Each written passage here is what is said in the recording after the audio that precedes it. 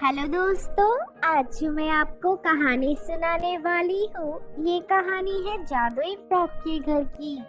तो चलिए दोस्तों, देखते हैं आज की कहानी। एक गांव में मोनिका नाम की एक लड़की रहती थी।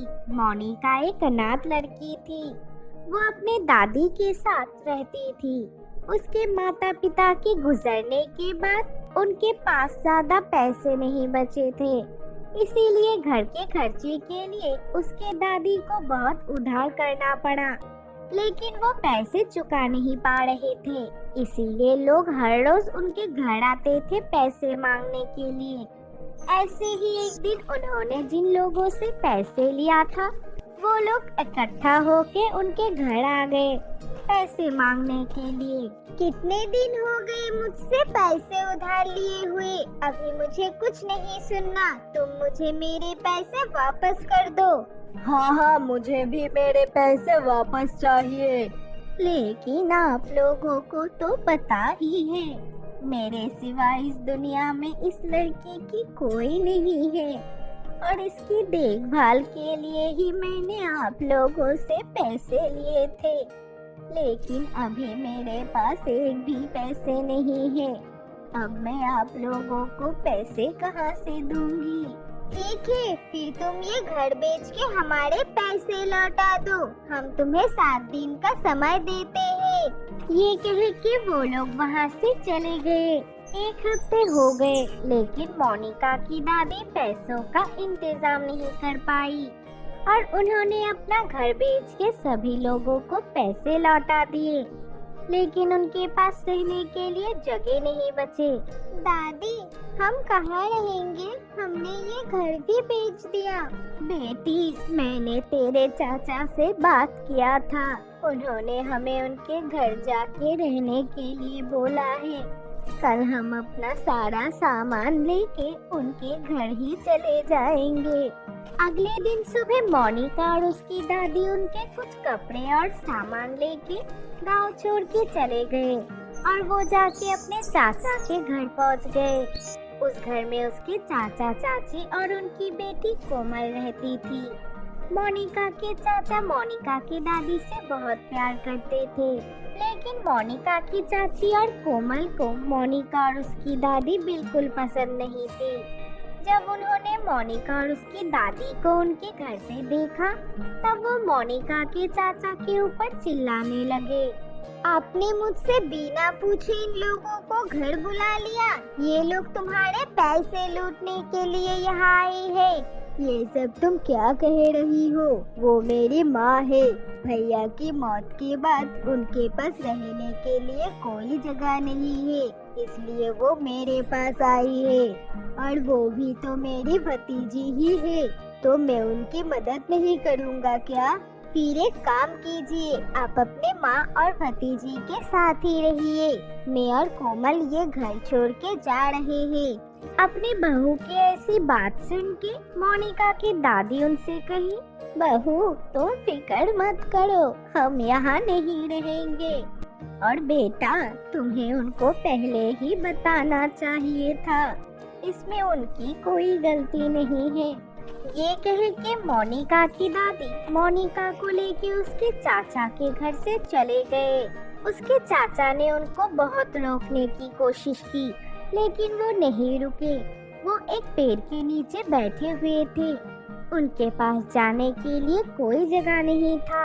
दादी, हम दोनों कहाँ रहेंगे? अब तो हम लोगों के पास रहने के लिए घर भी नहीं है और खाने के लिए खाना भी नहीं है। बेटी मोनिका, ये तो मुझे भी नहीं पता। अब हम दोनों कहाँ रहेंगे और क्या खाएंगे? मोनिका और उसकी दादी ये सब सोचकर उदास हो रहे थे। तब वहाँ से एक जादूगरनी जा रही थी।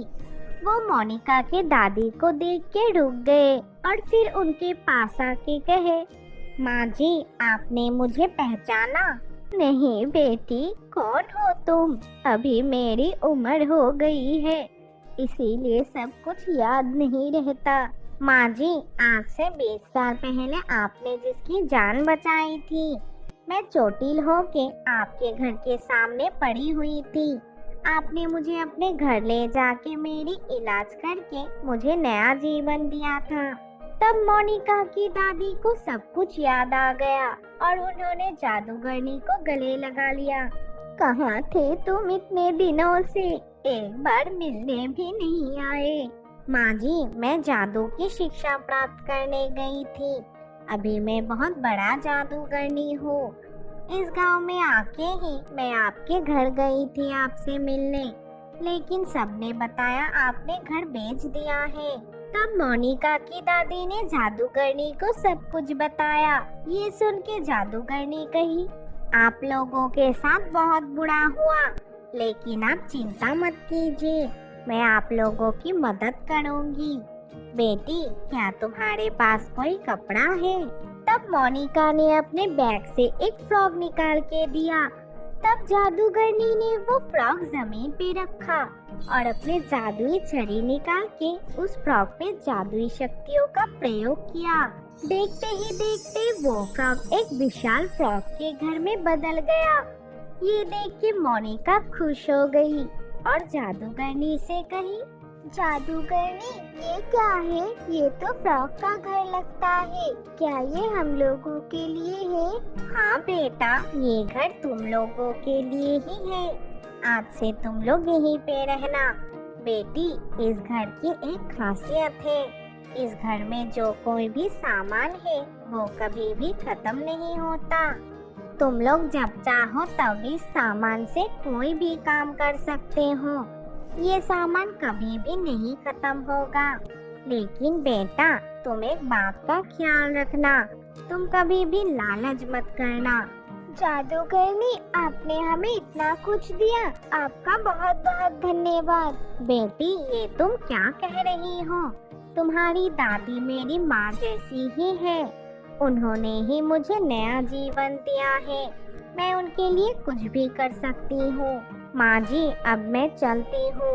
आपको जब भी मुझे बुलाना हो, आप एक बार इस जादुई फ्रॉक के घर के अंदर जाके मुझे याद करना, मैं आ जाऊंगी।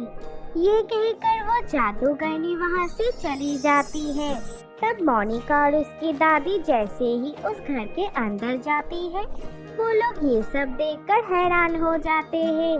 उस घर में ढेर सारे सोने और गहने रखे हुए थे, जिसे देखकर मोनिका और उसकी दादी बहुत ही खुश हो जाती है। उस घर में किसी भी चीज की कमी नहीं थी। उस दिन से मोनिका और उसकी दादी उस घर में ही खुशी खुशी रहने लगे। तो दोस्तों, आज की कहानी से हमें ये सीख मिला कि हमें हमेशा दूसरों की मदद करनी चाहिए। दोस्तों, अगर ये वीडियो अच्छी लगी हो तो वीडियो को लाइक कर देना और हमारी चैनल को सब्सक्राइब करना मत भूलना।